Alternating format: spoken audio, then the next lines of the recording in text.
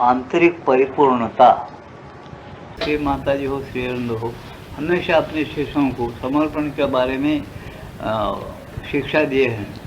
समर्पण क्या, सबसे ज़्यादा योग क्या, समर्पण करना, भगवान को अर्पण करना। ये बात ज़्यादा से ज़्यादा उनके पुस्तकों में, उनके ग्रंथों में आपको मिलेगा। ऐसा गीता में है, भगवान श्री कृष्ण बताए प्रत्येक कर्म यज्ञ की आहुति या पुष्पांजलि बन जाए भगवान के लिए। ऐसा उन्होंने जैसा अर्जुन से कहा, इसी तरह से श्री अरविंद ने भी यही कहे कि समर्पण भाव से काम करो। तुम्हारा चाहे दफ्तर का काम हो, चाहे घर का हो, झाड़ू मारने का हो, बर्तन धोने का हो, जो भी काम हो भगवान के लिए तुम कर रहे हो। जब तुम जिंदा रहते हो भगवान के लिए जिंदा रहते हो, और किसी की लिए। जब भगवान बुलाता है तो तुमको शरीर प्राण मन करोड़ों रुपए की संपत्ति यहीं छोड़ के चले जाना पड़ता है। इसलिए तुमको जो जिंदा रखने वाला जो भगवान है, तुम्हारे अंदर खाना खाता और तुमको रस बना के देता। ऐसा गीता में लिखे कि आहूव स्वानोरभू स्वप्राणी नाम देहमाश्रितम प्राणापान समायुक्तम पचाम्यन्नम चतुर्विधम। 4 प्रकार के अन्न पचाता है और तुमको रस बना के देता है, सप्तरस। उससे तुम जिंदा रहते हो, अच्छा आरोग्य रहता है। जब तुम बराबर भगवान के जिंदे रहकर भगवान का काम नहीं करते तो और किसका करेंगे। लेकिन मनुष्य क्या करता है, उसको भूल जाता है, समर्पण भाव उसके अंदर नहीं आता। नहीं, क्यों नहीं आता? वो ये भूल गया कि जीवात्मा भगवान का अंश है जो अपने अंदर है। गीता 13 अध्याय में कहती है कि क्षेत्र के अंदर क्षेत्रज्ञ जीव रूप मैं हूँ अर्जुन। ऐसा अर्जुन को बताया, लेकिन उसको हम भूल जाते हैं। ये बताया, देखो, परंतु इस एकीकरण के बिना जब तुम एकाग्र हो जाते हो, भगवान को ढूंढते हो अंदर, ऐसी एकाग्रता जब आ जाती तब क्या होता। परंतु इस एकीकरण के बिना प्रभावशाली रूप में तुम समर्पण नहीं कर सकते। यानी जब तुम ऐसा मालूम कर लेते हो, ऐसे निश्चय हो जाता है कि जीवात्मा भगवान का अंश है, प्रकृति तो ये महाप्रकृति का अंश है, अपना यहाँ कुछ नहीं है। एक काम करने के लिए भेजा, वो काम भगवान के लिए करना है। और नीति और रीति जो पद्धति बताई गई ऋषि मुनियों से, वो पद्धति के अनुसार जहाँ तक हो सके करना, वो काम भगवान को अर्पण करना। वो कर्म इसीलिए करना कि भगवान को अर्पण करना। इसे गीता में बहुत आग्रह किया गया कि कर्मयोग। गीता कर्मयोग बताती है, भक्ति से करो बताती है, इसलिए भक्ति भी योग होगा। भक्ति करते करते, भक्ति से कर्म करते करते जो भगवान प्राप्ति होती है, भगवान का ज्ञान होता है, वो ज्ञान योग हो गया। इसे गीता कैसा ग्रंथ है? भक्ति योग, कर्मयोग और ज्ञान योग, तीनों भी उसके अंदर शामिल है। तीनों भी कहते कि कर्म, भक्ति और ज्ञान को सामंजस्य करके चलना ही पूर्ण योग है। तो ये तीनों बातें जिसके अंदर मिले हुए हैं वो पूर्ण है। इसे यहाँ बताते कि देखो भाई, तुम परंतु इस एकीकरण के बिना प्रभावशाली रूप में तुम समर्पण नहीं कर सकते। तुम जितना ही अधिक एकीभूत होते जाते हो, उतना ही अधिक अपना आत्मदान पूरा करने में समर्थ हो। तुम जितना भगवान से एक होने की चेष्टा करते और दे देते भगवान को, हर एक काम करते बोलते रहते हैं, उतना उतना तुम भगवान को खींचे जाते, अपना आत्मा का दान कर देते हो। आत्मा का दान करना क्या, जिसका है उसका है बोले तो बस है, तुम है उसी के, तुम भगवान के अंश है जीव बोले तो, और किसी के नहीं। लेकिन तुम फंसे किसमें? काम, क्रोध, मोह, दंभ, मत्सर और अहंकार। कबीरदास जी बोलेगी, इसमें फंसने से तुम्हारा समर्पण बराबर नहीं हो रहा। काम, क्रोध, मद, मोह की जबल गमन में खान, क्या पंडित क्या मूर्ख दोनों एक समान। इस बात को पहले, इस बात से पीछे हटो, और इस बात को जब जब काम, क्रोध, मोह तुम्हारे अंदर आता उसको छोड़ते चले जाओ, और शांत स्थिर रहकर भगवान का स्मरण रखो, और एकाग्रता खुद ब खुद जम जाएगी। कहाँ जमाना है? हृदय में जमाना है। क्यों? गीता का भगवान ये नहीं कहता कि तुम्हारा भगवान वैकुंठ में शाम पर सो रहा है, ये नहीं कहता। गीता का भगवान, गीता का योगेश्वर श्री कृष्ण ये कहते कि ईश्वर सर्वभूतेषु हृदयेषु अर्जुन तिष्ठति भ्रामयन् सर्वभूतानि यन्त्रारूढानि मायया तमेव शरणं गच्छ सर्वभावेन भारत तत्प्रसादात् परम शांति स्थानं प्राप्ति शाश्वतम्। उसकी कृपा प्रसाद से शांति प्राप्त करो, स्थान शाश्वत तुम्हारा कहाँ है यही ढूंढो। जब तक कि तुम्हारा शरीर प्राण मन है तब तक ही ढूंढ लो, तुम्हारा ठिकाना मालूम कर लो। तुम इससे जीर्ण वस्त्र जैसा फेंक देने के लिए खुशी के साथ तैयार रह जाओ, और जब तक वस्त्र है तब तक उसको अच्छा रखो, शुद्ध रखो, सिद्ध रखो, भगवान के काम के लिए उपयोग में लाओ। ये चीज़ें पूर्ण योग की है। और श्री कृष्ण वहाँ पर संकेत में कह दिए गीता के अंदर श्री अरविंद अपने ग्रंथ में ऐश्वर्य संबंधी गीता पढ़ो, डिटेल बिल्कुल सब खुला कहते चले जा रहे। आज पूरे देश के लिए, पूरे मानव जाति के लिए गीता एक ऐसा ग्रंथ है, वेदों से भी बढ़कर। मैं पर्सनल कह रहा हूँ, कोई बोलते होंगे कि वेद सबसे बड़े, नहीं नहीं, वेद से भी बहुत बढ़कर श्री कृष्ण भगवान का उपदेश और गीता है, और उससे भी उसको और ज़्यादा से ज़्यादा खुला करके कृपा और दया उंडेली श्री अरविंद और माता जी खुला करते गए गीता। गीता आज सही दिल से, सच्चे दिल से, ईमान से कोई पढ़ेगा और उसके माफक ध्यान करेगा, उसको भगवान उसके सामने नाचते आएंगे, हाँ बोलो क्या करना है, क्या करेंगे। ये वोटिंग के ज़माने में ऐसे योग को प्राप्त करना चाहिए। लोग गाफिल में हैं, लोगों को समझ में आता नहीं, बहुत अज्ञान में डूबे हुए हैं, अपना रास्ता किधर है वो ढूंढ के निकालने का भूल गए। ये बहुत बड़ी गलती है, बहुत बड़ा अज्ञान और अंधकार छा गया है। ये जिसका आप नाम देते हैं अपने लोग के कलयुग, अरे कलंकित हो गई बुद्धि जिसकी, उसको कलयुग बोलना चाहिए। बुद्धि कलंकित हो गई, बुद्धि में अंधेरा आ गया, प्रकाश नहीं है। हम ढूंढ के नहीं निकालते कि श्लोक क्या कहता है गीता का, और हम कभी 3 टाइम जैसे मोहम्मद 5 टाइम दिल हो न हो कुछ भी हो नमाज पढ़ता है, ऐसा हम अपना कम से कम 3 टाइम अपना संध्या करते हुए प्राणायाम के साथ हो, बिना प्राणायाम हो शांत से ध्यान करते क्या। हम इसी झगड़े में अभी फंसे हुए हैं। कौन से भगवान सगुण है कि निर्गुण? मैं सुनता हूँ बहुत जगह पर, कहीं भी जाओ कोई सगुण है बोलता, कोई निर्गुण बोलता। अरे भाई हम बोलते सगुण रहो कि निर्गुण रहो, तेरे को क्या आने जाने का है। जिस भगवान से तेरे को मदद मिलती है तो उस भगवान को लेके आगे चल। देश बहुत अच्छा है तुम्हारा हिंदुस्तान, बहुत बड़ी महंगाई हो गया और भिखारी हो के खजाना खाली हो गया, बूम मारने लगे लोग, लाइट बंद हो जाएगा, 19 घंटे पानी पीने को नहीं मिलेगा। क्या करते हिंदुस्तान को लेकर? तुम बहुत बोलेंगे मेरा हिंदुस्तान हमारा, क्या करेंगे लेकर? भीख मांगेंगे क्या? मंगो, मांगना ही पड़ता। क्यों ऐसा हुआ? सद्भाव नहीं है, दुष्टता आ गई, रुश्वतखोरी ज़्यादा बढ़ गई, हैवानियत आ गई, इंसानियत चले गई। उसकी वजह यह है, समझे। वो हैवानियत जब तक नहीं छोड़ेगा आदमी, इंसान बनेगा। जब तक इंसान मनुष्यता नहीं आएगी, जब तक मनुष्य होना, नर की करनी करना तो नारायण बनता है। वो विद्या अपने भारत में और सब जाति में फैली हुई है, आप भारत के अंदर, उसको हम छोड़ दिए। छोड़ने के बाद मनुष्य क्या हो रहा? हैवान हो रहा। अपने भाई को अपन ही काट के खा रहा। ईमानदारी पता है नहीं, ईमानदारी गड़बड़ शुरू हो गई। एक का भी हिसाब ठिकाना नहीं। और जवाब जाके पूछो उन्होंने, वैसे नीचे ऊपर जवाब देता, सच्चाई है ही नहीं। टैक्स में आप किधर भी जाओ, कौन से भी दफ्तर में जाओ, बस कानून कायदा कुछ नहीं। मेरे को पूछेंगे तो कुछ, जितने पैसे देंगे उतना काम तुम्हारा जल्दी बनता और तुम्हारे माफक होता। बाद में तुम सेक्शन लड़ते रहो, बस वहाँ पर भी पैसे फेंको, काम तुम्हारा कर रहे हो। छाती ठोक के बोल रहा हूँ मैं, किसी का काम आ रहा है तो मेरे पास आओ, लेकिन लाखों रुपये लेके आओ। तुमको मिनटों में काम निकालिए, तुम कौन सा भी हो, 12 खून करो, तुमको माफ, कल से तुम फिरते रहेंगे। कोई कानून नहीं, कायदा नहीं, पुलिस नहीं, पुलिस नहीं, कुछ नहीं। मैं छाती ठोक के बोल रहा हूँ, लाखों रुपये हो ना। वो रास्ते हमको भी याद है, लेकिन नहीं, वो रास्ता गलत है। तुम्हारा आत्मा कबूल नहीं करेगा, तुम्हारा आत्मा यही बोलेगा कि नहीं ये गलत रास्ता है, बेकार है। आज हर एक को मालूम है गलती पर चल रहा है मनुष्य। बड़े बड़े लीडर गलती पे, उनको मालूम है, लेकिन करना क्या हमको? कुछ गड़बड़ होगा तो अमेरिका में खूब पैसे भरे हुए उनके बैंकों में भाग जाएंगे, भारत से क्या करना। लेकिन प्यार है बड़े बड़े महात्माओं को, बड़े बड़े संतों को, बड़े बड़े जो योगियाँ हैं उनको प्यार है हिंदुस्तान से। उन्होंने हिंदुस्तान के अंदर ऐसी ऐसी विद्या और ऐसे ऐसे बातें रखे हैं, आज तुमको खाली सुनने को मिलता है। कामधेनु कहाँ है? सुनने को खाली। कल्पवृक्ष है क्या? हो पुराणों में है। चिंतामणि है क्या? है पुराणों में। पारसमणि है क्या? है पुराणों के अंदर। तुमको उसका दर्शन भी नहीं होगा, भगवान तो क्या समझे। चिंतामणि, पारसमणि और कल्पवृक्ष और कामधेनु खाली सुन लेते जाओ। पहले के ऋषिमुनियों के मकान में कामधेनु, पारसमणि, चिंतामणि, ये नौकरी क्यों नहीं उनके पास? उनको कुछ कम नहीं हुआ। भारत छूने की चुड़िया थी एक जमाने में, आज क्यों भिखारी बन गया? अपने दुर्गुणों से, समझे। अपने दुर्गुण, अपने करतूत, अपने कर्म का भोग अपने को मिल रहा है, बस इतना, और कुछ नहीं। सच्चाई किसी को प्यार नहीं, सत्य का प्यार किसी को भी नहीं।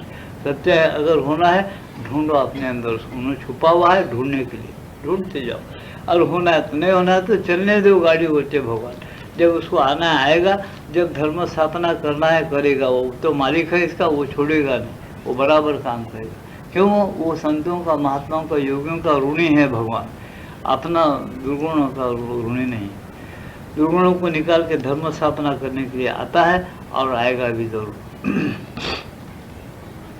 कोई ये गफलत में नहीं रहेगा कि अभी आएगा, आ गया है और काम चल रहा है, वो आपने को मालूम नहीं होता, क्योंकि सर्वघट व्यापक है, वो अंतर्यामी है। अंतर्यामी क्या नहीं कर सकता, उसकी मर्जी हो गई शुरू कर देता वो, ऐसा है।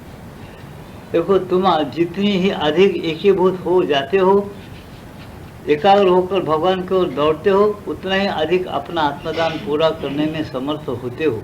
और एक बार जब आत्मदान पूर्ण हो जाता है तो उसके बाद आता है समर्पण। यही है सिद्धि की समुचित प्रक्रिया का शेष शिखर, पूरा समर्पण। पूर्ण समर्पण की बात आ जाती है जब पूर्ण एकाग्रता होकर भगवान की ओर जाते हो, भगवान को ढूंढना चाहते हो और भगवान को ढूंढते रहता है साधक, तब अपने आप को पूरा देने के लिए वो लालयित हो जाता है, बहुत छटपटाता है। स्तर परंपरा का अंतिम सोपान, जिसके बाद फिर कोई कठिनाई नहीं रहती, सब कुछ निश्चित चलता रहता है। एक स्तर परंपरा का यानी तुम्हारे पास स्तर है तुम्हारे अंदर। क्या तुम्हारे ऋषि मुनियाँ बताए आध्यात्मिक इसमें है, अन्नमय कोश, प्राणमय कोश, मनोमय कोश, आनंदमय कोश, ऐसे कोश है, समझे ना। अन्नमय, प्राणमय, मनोमय, योगज्ञान में, आनंद में, ऐसे कोश है। ये कोश जो स्तर है, इसको बताया कि एक स्तर है, एक दर ये भौतिक स्तर है, जिसको आज अपन जिस दुनिया के अंदर रह रहे, इसको भौतिक स्तर बोलो। ये भौतिक कोश है तुम्हारा जो स्थूल शरीर है, इसको भौतिक कोश बोलो। ये भौतिक कोश में से सूक्ष्म चले जाओ, सूक्ष्म स्तर है। ऐसे कि स्तर परंपरा के अंदर शिखर पर जाना क्या है, वहाँ स्वच्छ निर्मल सत्य है। सत्य सबके अंदर मिला हुआ है, लेकिन मिला हुआ सत्य तरह मिलावट रहता है। खाली सोना और बिल्कुल मिलावट सोना में फर्क है क्या? नहीं। अरे मिल जाता, क्यों नहीं मिल जाएगा? उसको क्या बंधन है क्या? भगवान कुछ में भी भगवान है। अरे कुछ में भगवान कैसा रहता है जी? उन्हें तो गोबरी खाता, कुछ भी खा लेता उसमें। तुमको वो बात मालूम नहीं है। तुम यहाँ देखे भगवान की बात सुनते हो, ऐसा शंका कर। तुम मूल में चले जाओ, उन्हें कैसे मिल गया, और मिलने के बाद उन्हें जो कुछ खाता पीता वो वहाँ तक पहुँचता या बीच में कहीं गायब हो जाता, वो सब बातें आपको बाद में समझ में आती। इसलिए साधना का प्रश्न है, अनुभव का प्रश्न है। यही नीचे रहकर अगर अपन तर्क कुतर करेंगे तो अपनी बुद्धि छोटी है, उसको कितना भी समझाओ समझ में नहीं आता। तुम अगर इंजीनियर का गणित एक 2 साल के बच्चों को अगर कितना भी सरफोड़ी करके रोजाना शिक्षण दो, 1-2 साल तक भी उसको इंजीनियर का कोर्स आएगा क्या? 2 साल के बच्चे को क्यों नहीं आएगा? नहीं आएगा। उसकी दिमाग उसका विकसित नहीं हुआ। वो दिमाग विकसित जैसा जैसा उसको टाइम रहता होगा तब वो समझ सकेगा। इसी प्रकार से क्या है, भगवान भी गीता में बताए, वैराग्य और अभ्यास के बाद ही तुमको सब बातें समझ में आती। वैराग्य और अभ्यास करो, धीरे धीरे मूल पुरुष क्या है, ये आप ऐसा पुरुष यहाँ कौन है, ये प्रकृति क्या है, सारी बातें हल्लू हल्लू समझ में आता। विकसित दिमाग अगर नहीं हुआ तुम एकदम वो बड़े बड़े बातें यहाँ समझना चाहे, समझेंगे कैसा? वो बुद्धि नहीं, जितना समझ में आता उतना लिखे। ठीक है, एक पद्धतियाँ निकाली, एक धर्म निकाली, एक शास्त्र है, धीरे धीरे चलते चले जा रहा है, ठीक है। लेकिन जब तक कि अपने दिमाग और समझ विकसित नहीं हो जाती तब तक समझेंगे कैसा? वो विकसित के लिए क्या करना पड़ता? जैसा बच्चों को नींद जरूरी है विकास के लिए, उसको खाना खिलाओ, नींद अच्छा आया, खेला करा, कुछ रोग नहीं है, उन्हें बढ़ते चले जाता। ऐसा योगियों के लिए, भक्तों के लिए क्या होना, वो पूरी एकाग्रता, भगवान का स्मरण, और कोई बातों का टेंशन नहीं होना, कोई बात याद नहीं करना, समता में रहना, ये सब तैयारियां हैं भगवान की ओर बढ़ने का। जब मनुष्य ऐसा चलता है तो उसकी चेतना क्या होती है, खुलती रहती है, बढ़ते रहती है। जब उसका दिमाग और चेतना बढ़ते रहती है, वो ऐसा ऐसा मूल पुरुष कौन है, अपने अंदर आत्मा क्या है, जीवात्मा क्या है, परमात्मा क्या है, ये प्रकृति क्या है, इसकी हल्लू हल्लू समझ आना शुरू हो जाती। वो अंदर से शिक्षण उसको मिलते रहता। ये बातें गुरु बताते और गुरु के सानिध्य से सीखना पड़ता है इसको। ये सीखने के बाद फिर वो समझ जाता है कि मैं भगवान हूँ, भगवान ही मैं हूँ, और मैं भगवान हूँ, भगवान और मैं अलग नहीं हूँ। लेकिन मेरे को इस वक्त जो कपड़ा दिया गया मन प्राण शरीर, इस मन प्राण शरीर से क्या कर्म करना है, कैसा करना है, फिर अलिप्त कैसा रहना, अनासक्त कैसा रहना, चलना कैसा, ये बातें धीरे धीरे उन्हें समझ के वो नाटक को पूरा करेगा और निष्पाप बना रहेगा। तो ये समझने के लिए अपने को धीरे धीरे अपन कौन है, वैसे आत्मा है। क्या साथ में लाया, क्या करना है, क्या काट उसमें से वजह करना है, क्या लेके चलना है, सारी बातों को समझने के लिए ध्यान करना है। उसका नाम ही क्या है, तुम्हारी पूरी समस्याओं का अगर हल होगा तो मोक्ष की पदवी पा ली। मोक्ष का मतलब कभी ऐसा मत समझो जन्म ही नहीं आना, पैदा ही नहीं होना। ये तो बिल्कुल बेढंगी बात और गलत बात है। मेरे पर्सनल मेरे पूछेंगे, श्रीरंदो माता जी भी यही बोले, लेकिन मुझे पर्सनल भी पूछेंगे तो ये बात मुझे जज गई है कि जन्म को नहीं आना बिल्कुल बेढंगी बात है। जन्म को कई जन्म आना, कई बार जन्म लेना, ज़्यादा ज्ञान को विकसित करना, ज़्यादा विद्याएँ पढ़ो, ज़्यादा भगवान के साथ एक हो जाओ और भगवान जैसा बताते, जैसा मर्जी बताते उस तरह से काम करो। काम करो, यहाँ स्वर्गों को उतार के लाओ, यहाँ आनंद ही आनंद भोगो। भगवान के साथ एक रहते हो सब कुछ करो, लेकिन भगवान के साथ एक रह के करो, यहाँ करना है। मुक्त होने में तुमको क्या मज़ा मिलने वाला है। तुम पहले शक्कर थे, आज शक्कर चाह में गिर गया। शक्कर ये बोला कि चाह में से मैं निकल जाके फिर शक्कर बन जाना। ठीक है, चाह में से शक्कर निकल गया, एक उदाहरण दे रहा, शक्कर बन गया। क्या मिला उसको? कुछ नहीं मिला। लेकिन वही शक्कर जिसमें गिरा उसमें मीठा मीठा मीठा मीठा है, सबको सब आनंद मिलेगा। हर चीज़ तुम देखते रहो दुनिया के अंदर। तुम कोई चीज़, चावल पकता है, तुम चावल को मिलावट करके खाते हो, लेकिन ज़्यादा तुम पद्धति के साथ मिलावट करके खाएंगे वो चावल बहुत अच्छा रहेगा। इतना दो घड़े पानी डाल दिए इतने चावल में और खाना पका के खाने लगे तो क्या खाना खा, अरे क्या खाना खा, इसमें दाना नहीं मिल रहा, हमको चावल का खाना क्या खा। ये तो क्या बोलते, पेज जैसा, गंजी बोलते इसको तेलुगु में, वो पेज जैसा हो रहा है, ऐसा खाना खा। भाजी बनाए, उठा के उसमें इतना नमक मिर्ची कितना भी डाल दिए, प्रमाण नहीं, उसका पद्धति नहीं। क्या बनाए, भाजी बनाए, नमक मिर्ची जितना भी मनमानी डाल दी, वो मज़ा लगेगा नहीं। एक पद्धति के अनुसार सब कुछ एक जगह आके एक मिलावट करके खाओ तो तुमको मज़ेदार भी होगा, सेहत के लिए अच्छा होगा, सब बातें होगा। इसके लिए तुम कर लेना, ये सब सोचना, सोच के करो। ऐसी भगवान ने दुनिया की बनाई माया की, इस माया के अंदर कैसा तरने का मतलब, माया को तर जाना, माया को पार करके जाना। इसका मतलब क्या? तुमको तैरना सीखना है तो तुम बोलेंगे तैरना सीखने का मुश्किल है जी, पानी ही नहीं है जैसा कर देना हो, तैरना क्या सीखना? ये तो बेढंगी बात है। तुम्हें तैरना सीखो। श्रीरंदो बोलते भाई तुम मुक्त क्या होते, तुम यहाँ बंधन में रहते हुए बंधन को अस्वीकार करो और ऐसा अपने अंदर सामर्थ्य प्राप्त करो। तुमको जो चीज़ नहीं होना उसको अपने अंदर से हटा लो, शांत और स्थिर बने रहो। ऐसे आदर्श रखो कि बस तुम्हारा आदर्श दूसरा चाहे तो ले सकना, नहीं चाहे तो जाने दो, वो बात अलग है। लेकिन तुम्हें कैसा दिव्य आदर्श रखो कि बराबर चाहे तो दूसरा आदमी ले सकना, नहीं तो नहीं। लेकिन यहाँ आनंद लाओ तुम भगवान का और भगवत शांति का, वो सीखो। बोलते अच्छी चीज़ है। इसलिए यहाँ क्या बताए कि मिलावट सभी में है, लेकिन मिलावट कितना मिला ना मिला आनंद आएगा। ऐसा जीवात्मा यहाँ आया हुआ है, इसके अंदर हम जितना संसार करना उसके सक्षम बताए, पद्धतियाँ बताए। ब्रह्मचर्य पालन के 25 साल गृहस्थ आश्रम, फलवान पर 25 साल, फिर 25 साल संन्यास आश्रम, 100 साल की परिपूर्ति पूरी गणेश से क्रमशः की गई है। वेदों में हो, उपनिषदों में सब की गई। ऐसा मनुष्य जी रहा है क्या? आज बूढ़ा आदमी जाकर, हमारे बड़े बड़े लोग भी आज 2-2, 4-4 विवाह कर रहे हैं। तुम्हारे पास आदर्श क्या रह रहा है बड़े बड़े लोगों का? मेरे को बोलेंगे ये महाराज कहाँ के नैसर्गिक बातें कर, नैसर्गिक बातें नहीं, बराबर तुम्हारे भारत की बातें तुम्हारे ग्रंथों में धर्म में है, सो बातें कर रहा हूँ, बराबर ही कर रहा हूँ, मैं गलत नहीं कर रहा हूँ। क्या को भी करना 4-4, 10-10 कि तो झगड़े कर को मचाना आपस में। कितने पद्धति, कितना अच्छाई के साथ चलना चाहिए, व्यवहार ऐसा रखना दूसरों के सामने कि बस वो आदमी सीख लेना अपना व्यवहार देखो। वैसा तो अपन पद्धति रखे नहीं। क्या प्रपंच है उसका नाम, हम करते दुर्गुणों को उसके अंदर शामिल कर देते, फिर बोलते भगवान की बहुत माया विचित्र है, माया बोलते। अरे माया तो तुम्हें पैदा किए बोलते भगवान, मैं तो पद्धति पैदा किया, माया पैदा किया, मेरी माया तुमको रोकती नहीं, तुम उसमें फंस के उसको ज़्यादा बढ़ा देते, वो तुमको तकलीफ होती है। अरे मिर्ची क्यों पैदा करें, नहीं तो हम आगे तो इसमें नहीं डालते थे। अरे मिर्ची रुचि के लिए पैदा किया, तुम रुचि के अनुसार थोड़ा सा डाल देना उसमें।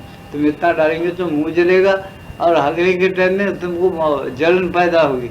ये क्या भगवान बोला कि ऐसा करो बोल? ये इतनी चीज़ें ऐसे बारीकी है कि सब कुछ उन्हें पैदा किया तुम्हारे सुख के लिए।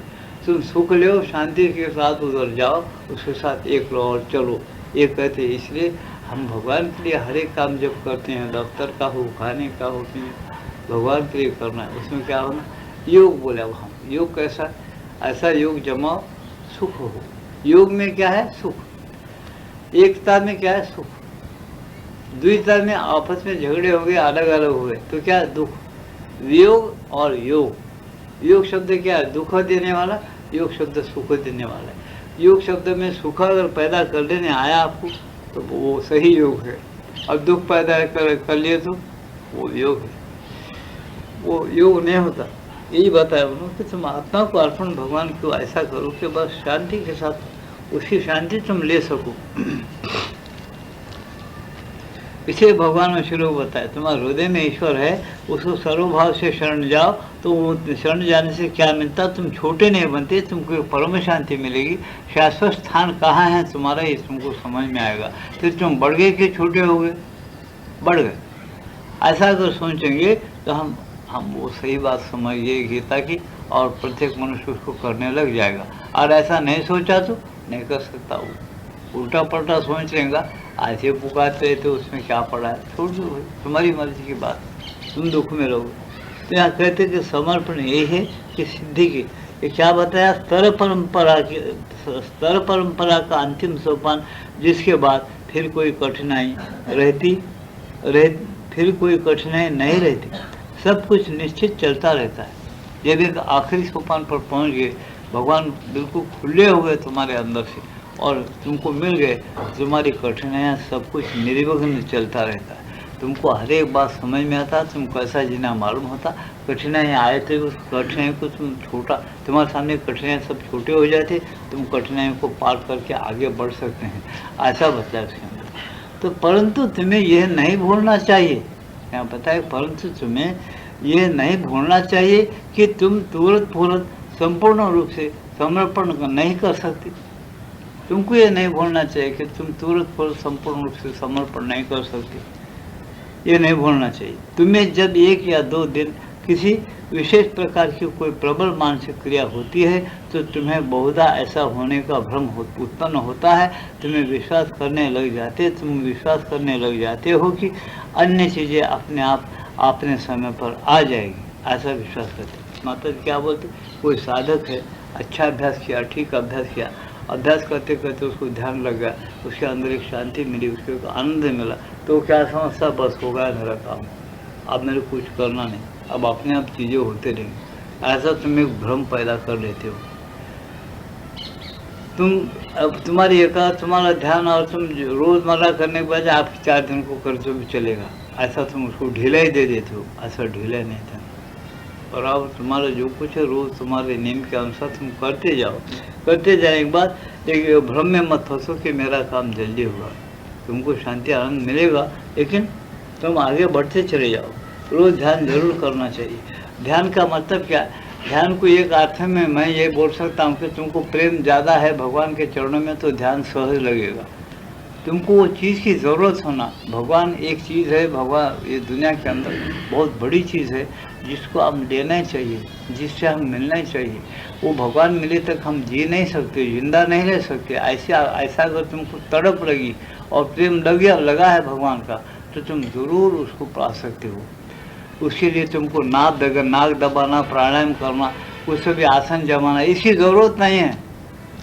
समझे क्या, इसकी ज़रूरत काय के लिए है, जब तक कि तुम्हारा दिल भटकता, तुम्हारा दिल काम को मोह में भटकता, तुम ज़्यादा ही खा लेते, कम खा लेते, सिनेमा देखते, टीवी देखते, दुनिया भर के अपने अंदर विचार घुमाते हो, तब तक तुमको नियम पालन करना पड़ता, नियम करना ही पड़ता, तब तक नियम के साथ तुमको चलना पड़ता। क्यों, वो तोड़ने के लिए। तुम नियम लगा लिए तो क्या करते, तुम अगर शाम के समय संध्या का नियम लगा लिए, तुम टीवी नहीं देखेंगे, तुम्हारे दिल में से टीवी का देखने का नहीं है, जान दो का टीवी, अपने अंदर का जो टीवी भगवान रखा उसको भी देखना है, बोल के अगर तुमको प्रेम पैदा होगा, तुमको क्या कोई वो टाइम में तुमको संध्या करने का, तुम खुद ही बढ़ जाते।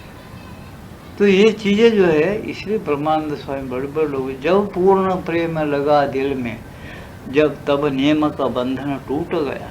जब पूर्ण प्रेम भगवान की तरफ लगला, भगवान एक बहुत बड़ी चीज़ है। पैसे से भी, बीवी बच्चों से भी, अपने माँ बाप से भी, अपने देश से भी भगवान बहुत बड़ी चीज़ है। भगवान हर जगह है, अपने अंदर है। भगवान में से ये सब सारे के सारा ऐश्वर्य और चीज़ें निकले हुए हैं। भगवान सब ऐश्वर्यों का दाता, सब विद्याओं का दाता है। अपना सब जीव जंतु और देव दानव मानव सब प्रकार के जीवों का और सब चराचर विश्व का भी उन्हें माँ बाप है, अपना पिता है, माता है।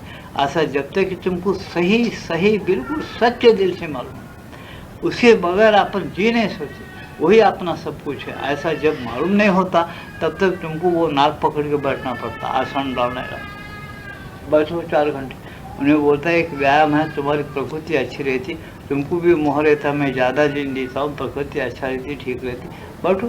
भगवान को नामंजूर नहीं है, तुम दंड बैठक मारो, सूर्य नमस्कार करो, प्राणायाम करो, षट चक्र भेदन करो, ऊपर जाओ नीचे आओ।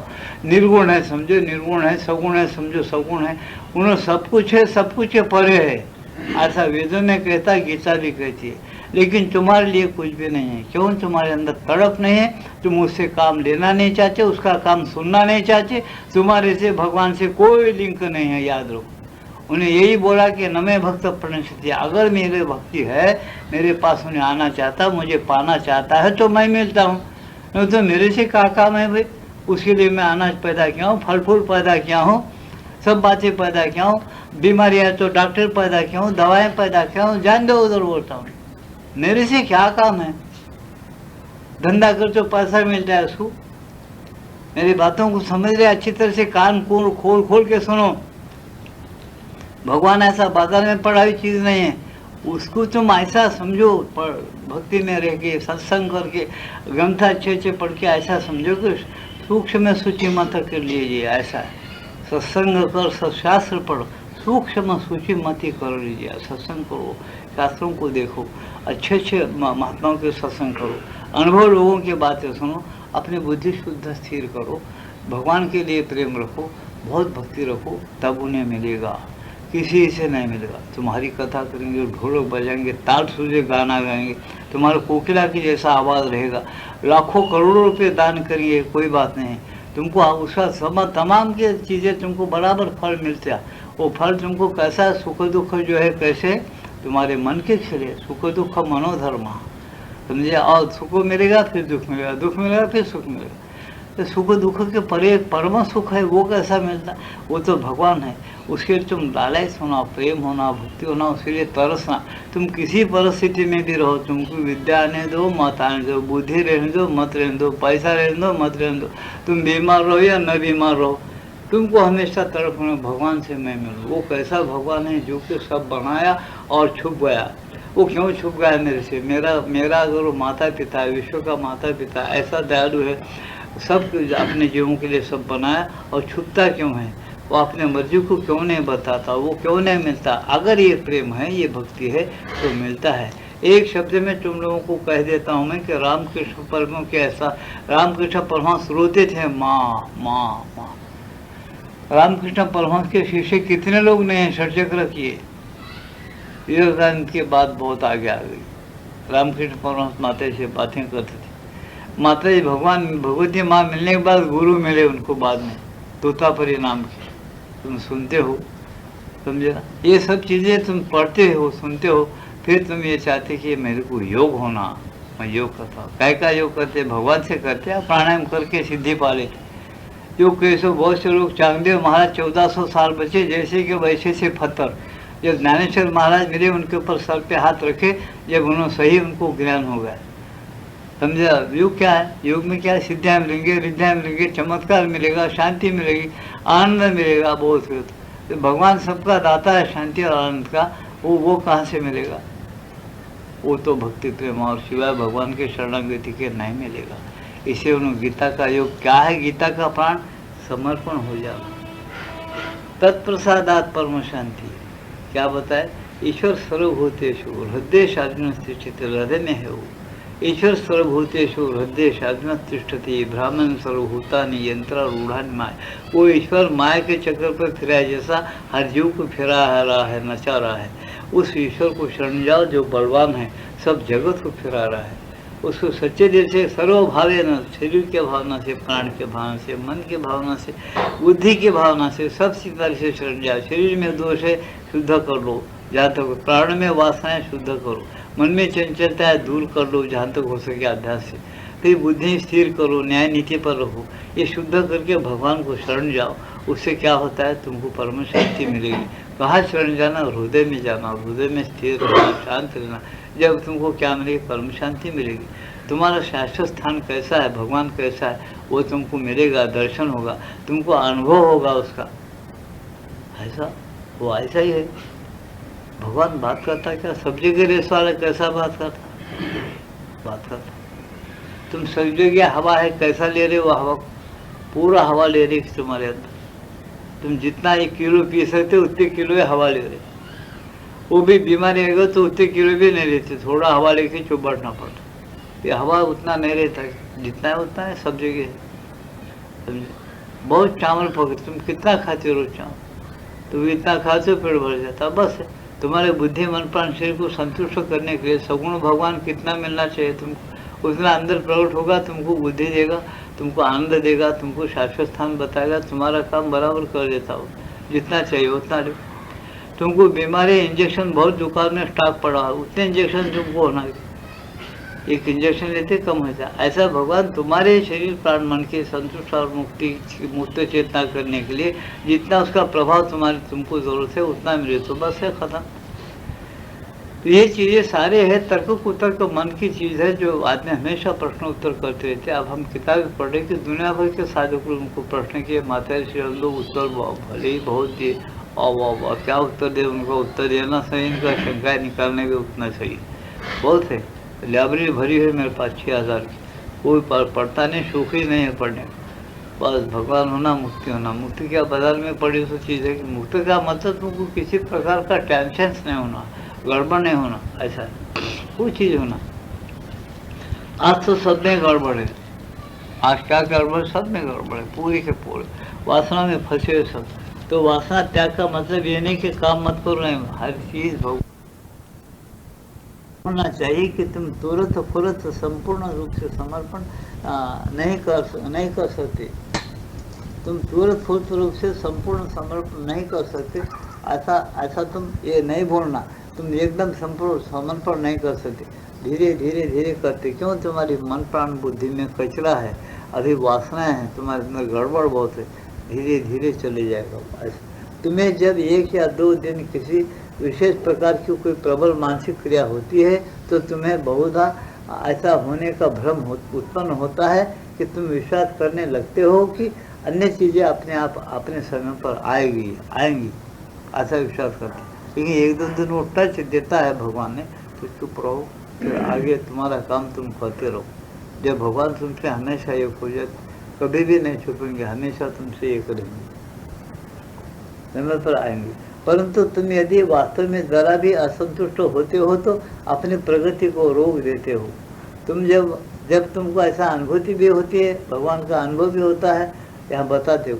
जब तुम्हारे अंदर कोई चंचलता आती है, कोई गड़बड़ पैदा होती है, तो क्या होता, तो प्रगति रुक जाती है तुम्हारी। जो स्तर परंपरा जो पार करना है, थोड़ा उस स्तर परंपरा को नहीं जाते, तुम्हारे मन में कोई गड़बड़ आई, प्रगति रुक जाती है। ऐसे अनुभव है कुछ साधक के भी मेरे पास। कुछ लोग ये कहते हैं कि हम बहुत ऊपर गए थे और हमको कुछ ऐसा आनंद और शक्ति शांति मिली, बहुत हल्का मालूम हुआ, बहुत मज़ा मालूम हुआ, लेकिन हमको ये मालूम हुआ कि हम जब ऊपर चले जा रहे हैं, इतने ऊपर जा रहे हैं, फिर हम नीचे आ सकते कि नहीं, ऐसा मालूम होता है। झट उन्होंने नीचे आ गया। कहाँ मालूम हुआ, एक ऊंचे स्तर पर मालूम हुआ उस साधक को। वो साधक फिर नीचे कैसा आया, उसके मन में आशंका आई, हम ऊपर नीचे नहीं आए और ऊपर ही रह गए थे, ऐसा शंका ना दे रहे। उसको भगवती माँ बताए कि नीचे आना है क्या, चलो नीचे आ जाओ। बोले क्या, हाँ बोले। तुम बोलेंगे, बोले क्या, हाँ बोले। अरे ऐसा कौन है, तुम अनुभव करो, हम जो रास्ता बताते अनुभव करो, और शौक है तो अनुभव करो, बराबर तुमको भी ऐसे आदेश मिलेंगे, तुमको भी ऐसा दिखेगा और तुमको भी अनुभव हो जाएगा। ऐसा तो जो यहाँ बता, क्योंकि तुम्हारी सत्ता ऐसी असंख्य प्रवृत्तियों से भरी हुई है जो सदा एक दूसरे से युद्ध करते रहती है। हमेशा युद्ध चलता है अपने अंदर, एक बुरी कल्पना, एक अच्छी कल्पना।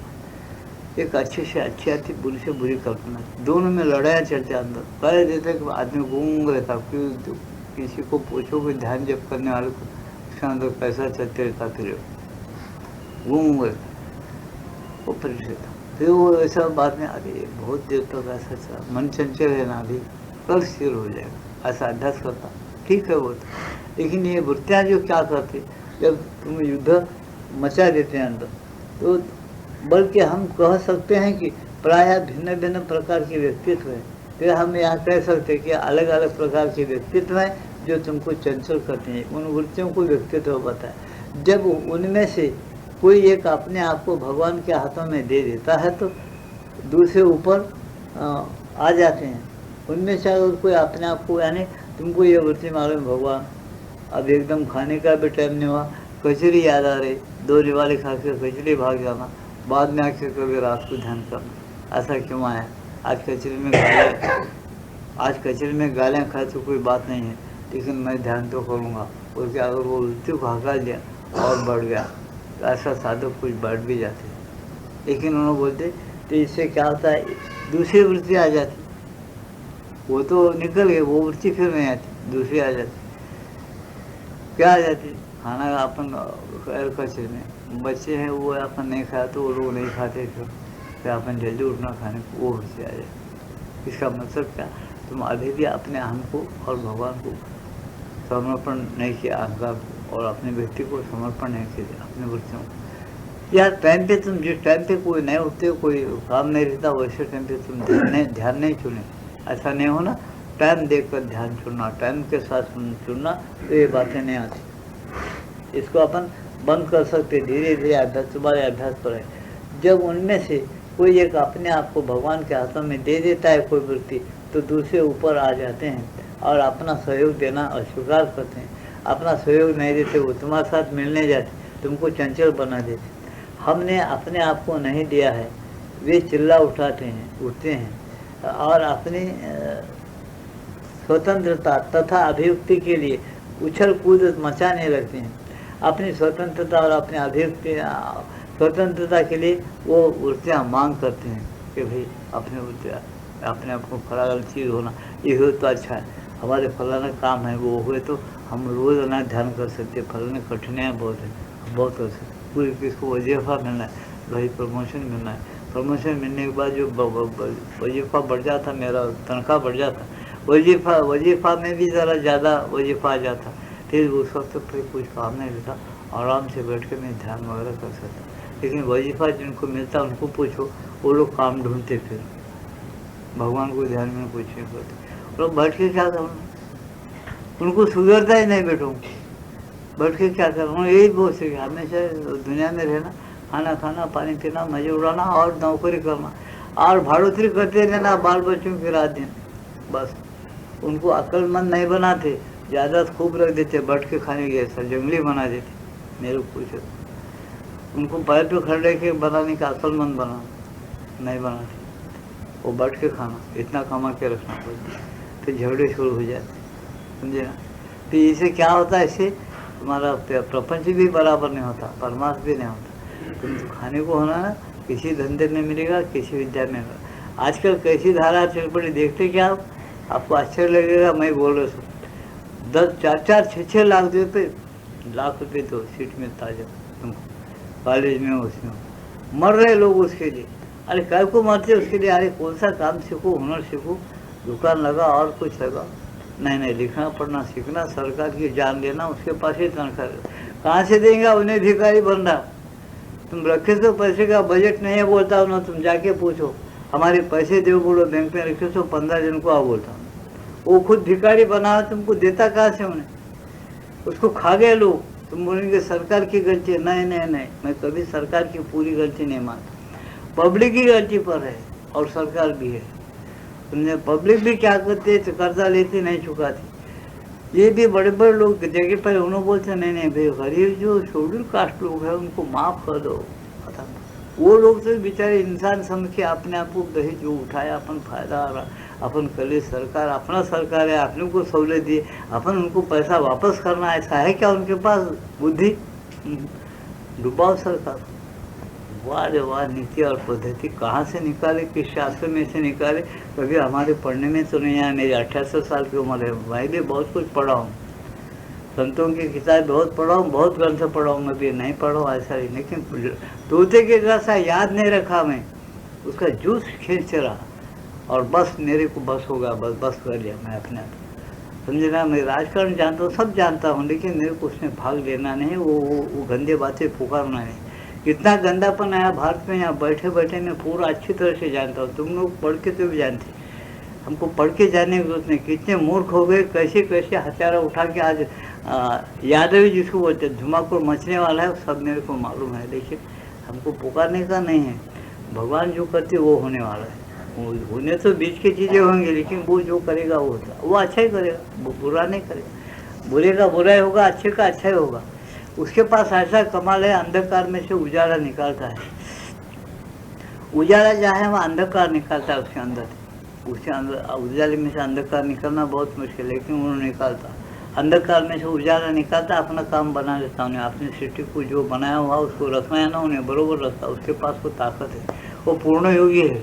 ऐसा नहीं अपने जैसा योग नहीं, उसके पास छोटा सा योग नहीं, वो सबके एकदम अंतर्यामी में रह के सबको देखता है वो। और एक संकल्प किया ना, संकल्प के साथ ही शक्ति काम करना शुरू कर देती है। ऐसा प्रभु है, दयालु है, सबका माँ बाप है, उन्होंने सबको बचाएगा, जिसको बचाना है बचाएगा, जिसको सबक देना है देगा, जिसको सजा दे, सब बातें उसके अंदर है, उसके कर्म के साथ ही होगा। तो कहने का मतलब क्या, तुम होशियारी इतना ही करना है हम लोगों को, हमेशा उसको याद रखो, हमेशा ये समझो कि सदा मन में स्मरण करते रहना कि हमने आत्मसमर्पण किया है, अपने जीवन का बीमा भर दिया, अपन बीमा अपने 100 साल का बीमा सरकार भगवान के पास भर दिए। भगवान 100 साल में जो भी हुआ तू जिम्मेदार, मैं तेरा नाम लूँगा, मेरे जितना बुद्धि है उतना नीति से चलूँगा, सच चलूँगा। जहाँ गड़बड़ पैदा है मेरे को नहीं सुधरेगा, मेरा जान देने का टाइम है, इज्जत जाने का टाइम है, तो मैं झूठ बोलना पड़ेगा, मेरे पास हिम्मत नहीं है, मैं कैसा बसूँगा, फिर मेरे पास वो एक ही हथियार है, कैसा भी होशियारी से झूठ सच बोल के बच जाना। लेकिन मेरा ध्येय, मेरा उद्देश्य झूठ चलना, असत्य फैलाना, सत्य से हट जाना ये नहीं रहेगा। मैं तेरे पास ही आना चाहता हूँ। इतना भी ईमानदारी से रोज़ अगर कोई प्रार्थना किया, हर 3 टाइम भी रोज़, और उस ऐसे चाल चलन रखा, तो भी उन्हें बार बार बच जाएगा, याद रखो। ऐसा युग शुरू हो गया, ऐसा चल रहा है, इसीलिए तुम देखो मौत बहुत आसान हो गया। जल के मर जाना, जल में डूब जाना, एक्सीडेंट में मर जाना, बहुत ही हो गया। कर जादो बहुत तमाशे की बात है, वो तो दुनिया में भगवान बनाया, उसको हिसाब किताब सब मालूम, वो चलते रहता। अब इस समर्पण की बात सुनो कि उसको ढूंढने की कैसी बात है। उछल कूद कर वो लोग अपना गड़बड़ मचाना शुरू करते, दूसरे अपने अंदर है सो वृत्तियाँ, तब तुम उन्हें चुपचाप रहने का आदेश देते हो और उन्हें यह दिखाते हो कि सत्य क्या है, उनको तुम दिखाते सत्य क्या है। धैर्यपूर्वक तुम्हें अपनी सारी सत्ता को छान डालना होता है। धैर्यपूर्वक तुम अपनी सारी सत्ता को शरीर में, प्राण में, मन में क्या क्या दोष है उसको छानो, बोलते छान के असल ले, नकल जो चीज़ें फेंक दो, वो मत ले। धैर्यपूर्वक तुम्हें अपनी सारी सत्ता को छान डालना होता है, उसका कोना कोना ढूंढना होता है, अपने अंदर उन सभी विद्रोही तत्वों का सामना करना होता है। अपने जो विद्रोही तत्व क्या उसका सामना करना चाहिए, जो ऊपर उठने के लिए अपने मनोवैज्ञानिक क्षण की प्रतीक्षा कर रहे हैं। इस तरह जो ऊपर उठने के लिए अपने मनोवैज्ञानिक यानी बहुत बड़ा शिक्षण लेने की जो प्रतीक्षा कर रहे हैं, इस तरह जब तुम अपनी मानसिक, प्राणिक और भौतिक प्रकृति की पूरी छानबीन कर चुकते हो, भगवान के प्रति अर्पित होने के लिए प्रत्येक चीज़ को राजी कर लेते हो, जब तुम ऐसा कर लेते हो और इस तरह पूर्ण एकीभूत समर्पण संसिद्ध कर लेते हो, केवल तभी तुम्हारी कठिनाइयों का अंत होता है। तब क्या होता है, तुम्हारी कठिनाइयाँ पूरी चली जाती। कौन छानता है अपने मन बुद्धि उपाड़ों, कोई छानता है, बराबर डबल गेम चलता है। आज बड़े बड़े लोगों के अंदर तुम देखो झगड़े नहीं है क्या, नाम का कुछ लेना किसी का, लीडर ले, बड़े बड़े लीडर है, उनके घर में झगड़े नहीं। तुम्हारा नाम का कितना है, तुम्हारा नाम का, कोई भी बोलने को तैयार नहीं करता, कोई किताब छुपाता नहीं तो और कुछ छुपाता। अब आजकल वो किताबें, मैं ऐसा सुना कि वो लोगों को निकाले हैं कि किन के पास क्या है कितना है, वो क्या सब तमाम पूरा है करना, वो भी रिश्वत खाएंगे। आप निकली वो मैं अब तक वो जो निकले वो सब रिश्वत खाते हुए माफ़ करे, वो भी रिश्वत खाएंगे, उनको भी पैसे मिलेंगे। तो ये क्यों खराब हो गया? माता जी एक ही बार प्रश्न किए राजेंद्र प्रसाद रहे कि भारत कब भारत होगा? उन्होंने बोले जब ईमानदारी और बेईमानी आ जाए, ईमानदारी ख़त्म होगी, सच्चाई ख़त्म हो जाएंगी, बेईमानी आ जाएंगी, तब भारत को कलंक लग गया, ग्रहण लग गया, समझो पूरा ग्रहण लग गया, वो ख़त्म होने के पीछे रहता, नया भारत पैदा होगा, वो पुराना सब चले जाएगा, ऐसा बताए। उसका मतलब क्या? अपन वो भी सच्चाई पर इस वक्त नहीं है, बड़े बड़े लोग नहीं है तो छोटे लोग रहेंगे नहीं, ऐसा है। ब्लैक मार्केट और रिश्वत खाना कहाँ से शुरू हुआ उसको सोच रहे होगा, तुमको ज़्यादा बोलने की जरूरत नहीं है। जो शुरू किया उसने बंद कर तो सब जगह बंद होता, वो कड़क होना न्याय नीति चलना तो होता, वो तो होने का नहीं जी, होने होता, फिर ये भी होने का नहीं।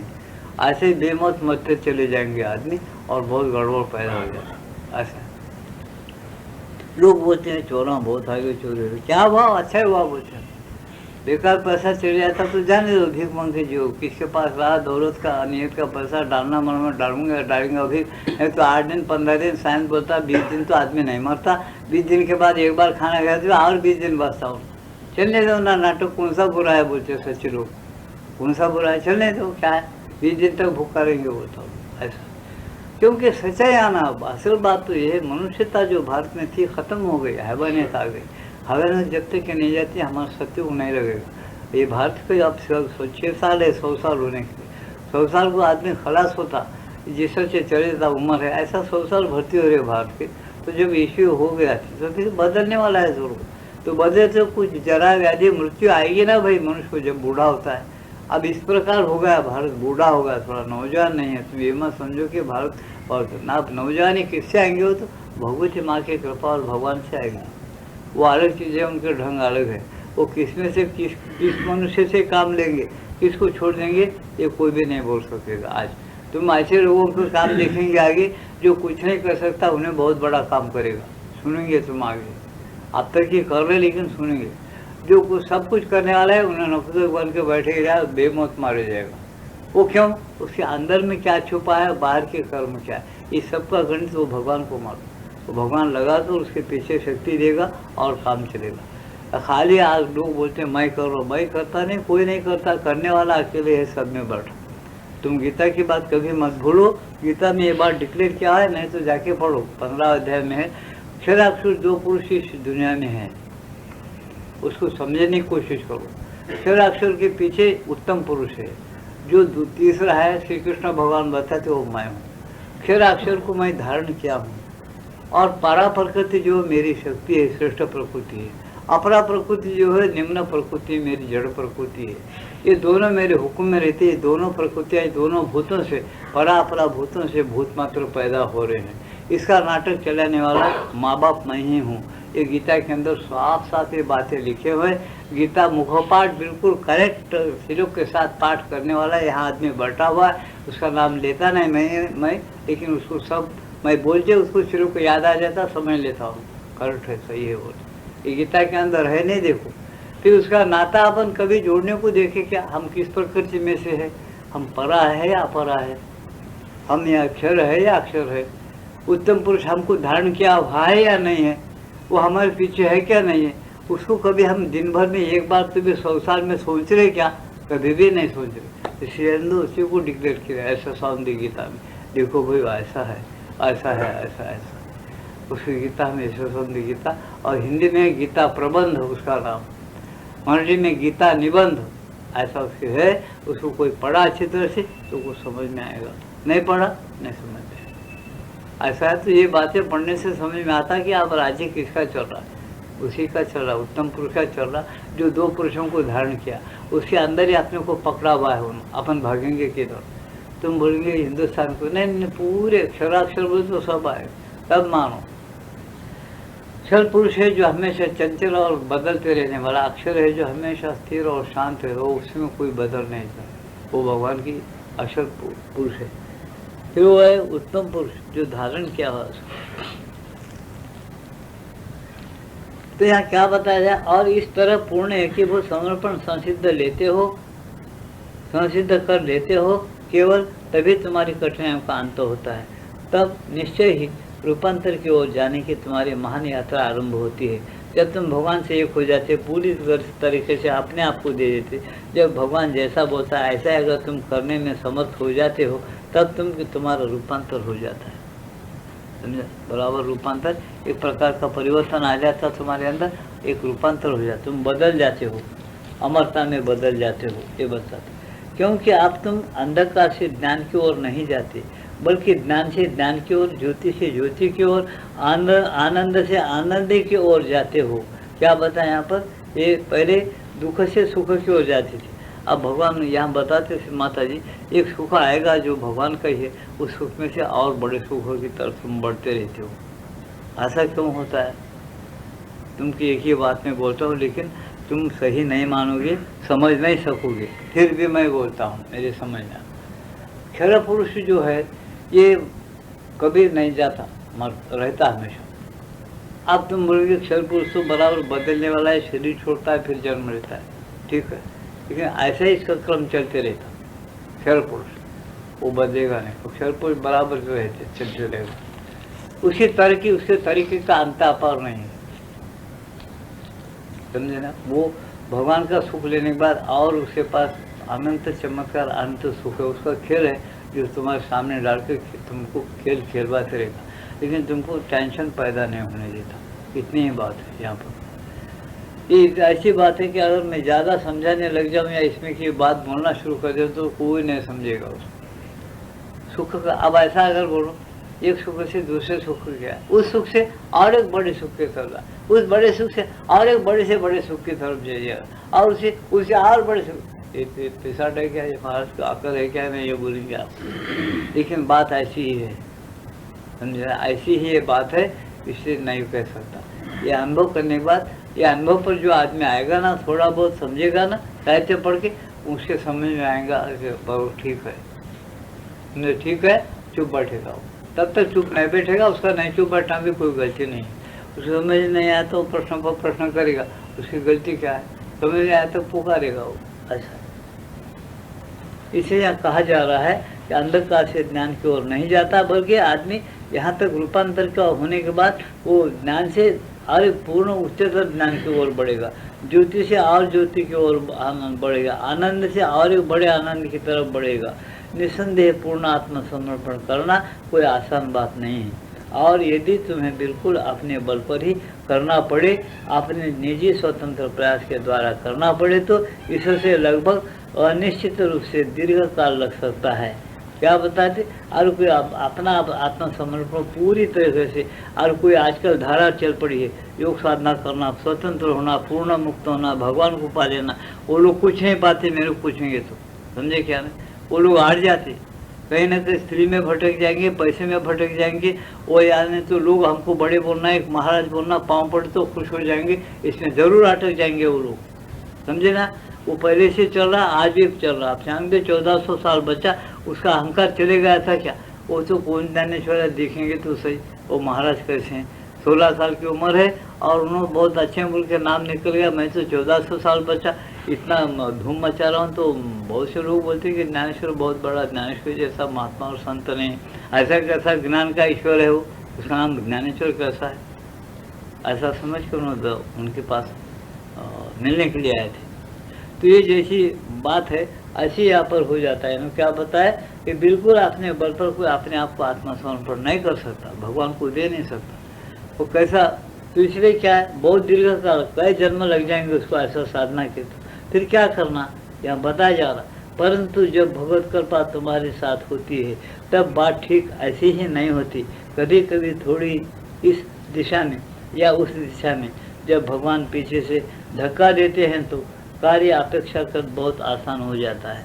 भगवान तुम्हारे योग में दखल देकर तुमको धक्का देते हैं तो तुम दूसरे स्तर पर, दूसरे मंडल पर चले जाते हो। अब आजकल के युगों की भाषा में बोलना है तो एक चक्र से दूसरे चक्र में भगवती माता जब तुमको टक्कर देती है, धक्का देती है, तो तुम झट दूसरे चक्कर में चले जाते हो। दूसरे चक्र में जाते हो, तीसरे में जाते हो, षट चक्र। रामकृष्ण परमहंस 2 घंटे में षट चक्र पार कर लिए थे। क्यों? उनके पास भक्ति का बल था। मशहूर है रामकृष्ण परमहंस की किताबें, कि उनको योग भी कुछ नहीं आता। भक्ति से माता जी के साथ महाकालिका के साथ एक हो गए थे। तोतापरी ने उनको उपदेश किया। उन्होंने जब बताया तो उन्होंने बोले कि माता ऐसा ऐसा बोल रहे, गुरु करूँ क्या मैं? तो माता जी गुरु करता है, अच्छा कर। उन्होंने क्या बताया, ऐसा ऐसा जाके ऐसा मंडल सत्य एवं निर्गुण ब्रह्म को पाना है, ऐसा। अच्छा तू कर, मैं तेरे साथ हूँ। बस उस किताब में लिखे, क्या लिखे, मैं पढ़े सो बोल रहा हूँ। जब श्री रामकृष्ण परमहंस बैठे, कालिका को प्रार्थना किया, माँ अब मुझे कुछ नहीं आता, मैं तेरे को स्मरण कर रहा हूँ, कुछ भी कर। शांत और स्थिर रही उनकी चेतना, अभ्यास ही था ऐसा होना दे रहे। उन्होंने झट माता जी क्या कि उनके पैर की चेतना घुटनों में मिला है, माया का अंदर से कुफल डाल दी। ये षट्चक्र भेदन करने वाले नहीं मानेंगे इसको, लेकिन ये बात पुस्तकों में है और सही है, गलत नहीं है। फिर यहाँ से चेतना यहाँ लाए, यहाँ कुफल डाले, ताकि माँ के घूम के बगैर वो नीचे नहीं आ सके। फिर यहाँ से यहाँ चेतना लाए, कुफल डाले, यहाँ से ब्रह्मांड के ऊपर चेतना, वहाँ कुफल बंदी कर। अब रामकृष्ण परमहंस को तोतापरी ने 12 साल या 15 साल में जो अनुभव कर लिया योग साधना करके, गुरु ने उन्होंने 3 घंटे में पूरा अनुभव देके नीचे उतारे। ऊपर नीचे आ ही नहीं सकता, उसकी चेतना उस मंडल में रही आत्मा के रूप में, और सब पूरा देख लिया, निर्गुण क्या सगुण क्या सब देखा, नीचे उतर गया। फिर सब याद है उसको। फिर सब बोला, आप गुरु जी को बोल देते क्या क्या अनुभव बोले। गुरु जी आए, जो लोग रामकृष्ण परमहंस के पिता भी पढ़े इसके अंदर, उनको अगर याद है तो बराबर राइट है बोलेंगे, जो नहीं पढ़ा और पढ़ के भूल गए उनकी बात छोड़ दो, समझे ना। तो वो गुरु ने आए, पूछे क्या रे, क्या क्या तू बोला था ना कर। क्यों सर, क्यों प्रभु? फिर क्या हुआ, उनका 15 साल का अनुभव इन्होंने बोलना शुरू कर दिया, ऐसा हुआ ऐसा हुआ ऐसा। गुरु उंगली लगाया मुँह में, ऐसा हुआ, हाँ ऐसा हुआ, ऐसा हुआ, ऐसा हुआ। अरे बाबा तेरे को क्या बोलना रे बाबा, तू तो मेरी 15 साल अध्याय जो किया, तू तो 2-3 घंटे में पूरा अनुभव कर लेके आया। अब बस है, बोला हम क्या बनाओ, चले। तो समझे क्या, भक्ति का बल और प्रेम भक्ति का बल कैसा रहता। वो क्रिया का बल है, साइंस है, वो कर सकते हो उससे, लेकिन कितना देर लगता। और ये भक्ति प्रेम अगर सच्चे दिल से तड़प रही तो कितने देर में उसको हो गया, समझे ना। हमारे पास अभी बुढ़ी अम्मा जाते रही रहते, तुमको किसी अनुभव अभी भी बता सकता था मैं, लेकिन अब वो बताने के मूड में मैं भी नहीं हूँ ना उन्होंने किसी भी जान दो उस चीज़ को क्या करना है। ऐसे बड़े बड़े महात्मा संत आए, बहुत से चमत्कार बताए चले गए। वो भगवान को माने, कुछ लोग अब तक मानते हैं, कुछ लोग तुम प्रत्यक्ष चमत्कार बताओ, साइंस वाला बताए, कुछ तो भी जादू है।